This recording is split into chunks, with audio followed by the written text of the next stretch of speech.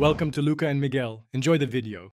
First, identify the bottleneck between CPU, GPU, RAM, disk, or complex effects in composition.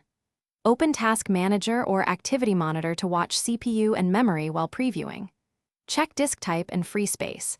Prefer an SSD with at least 50 GB for disk cache.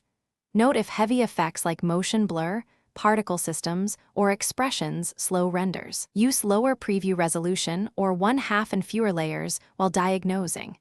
Now move to targeted fixes for cache, settings, and rendering workflow.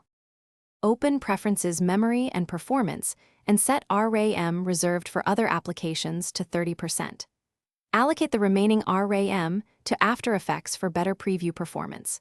Set disk cache to 50 GB on a fast internal or external SSD and enable max disk cache.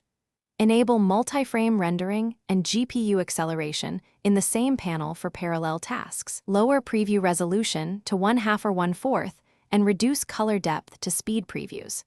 Use proxies and pre-comps to simplify heavy layers during interact. Upgrade to at least 32 GB RAM and prefer 64 GB for complex compositions.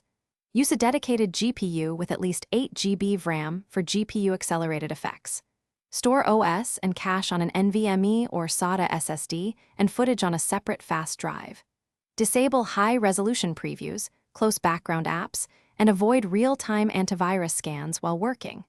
When rendering final output, use Media Encoder with multiprocessing and watch disk throughput to avoid stalls. Save frequent incremental versions and collect files to prevent missing media issues. Thanks for watching and please subscribe. It's the best investment you'll ever make.